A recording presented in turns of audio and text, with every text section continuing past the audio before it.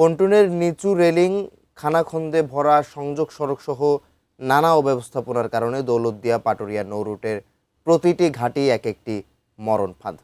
বিস্তারিত মানিকগঞ্জ প্রতিনিধি মোহাম্মদ সুজন খন্দকারের তথ্য ছবিতে ডেস্ক রিপোর্ট। দৌলতদিয়া পাটুরিয়া নৌ রুটে প্রতিদিন প্রায় ৩,০০০ যানবাহন পারাপার হয়, কিন্তু এখানকার ঘাটগুলো প্রতিটি বিপজ্জনক। পন্টুনের রেলিং নিচু, সংযোগ সড়কে বেহাল দশা আর এবড়োথেবড়ো খাড়া ঢাল। এসবের মধ্যেই ঝুঁকি নিয়ে পারাপার হচ্ছে যানবাহন। নিয়মিত ছোটখাটো দুর্ঘটনাও ঘটছে। গত বুধবার দৌলতদিয়ার ৩ নম্বর ঘাটে সৌহার্দ্য পরিবহনের বাস ডুবে মর্মান্তিক দুর্ঘটনার পেছনেও এগুলোকেই দায়ী করছেন নিহতের স্বজন ও স্থানীয়রা।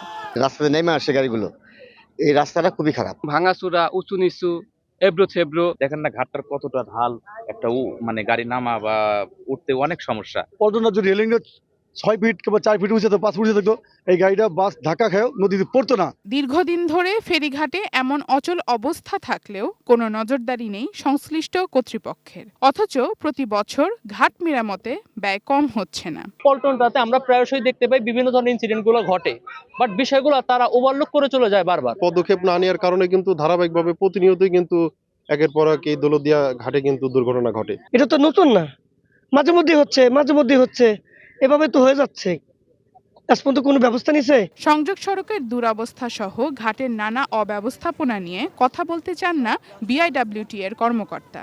এই দায়িত্ব আমি না, আমি হচ্ছে উদ্ধার কাজে আছি। আমি উদ্ধারকে নিয়ে কথা দেখাশোনা আমাদের আপনার সংশ্লিষ্ট প্রতিষ্ঠান আছে, মহোদয়। না, আপনি কি এই বিষয়ে কিছুই বলতে পারতেন? এটা তো আমার দায়িত্ব না। সংস্কৃতি প্রতিমন্ত্রী ও রাজবাড়ী ১ আসনের সংসদ সদস্য আলী নেওয়াজ মাহমুদ খোয়াম জানান, নদী ভাঙন প্রতিরোধ ও ঘাট মেরামতে ব্যবস্থা নেওয়া হচ্ছে।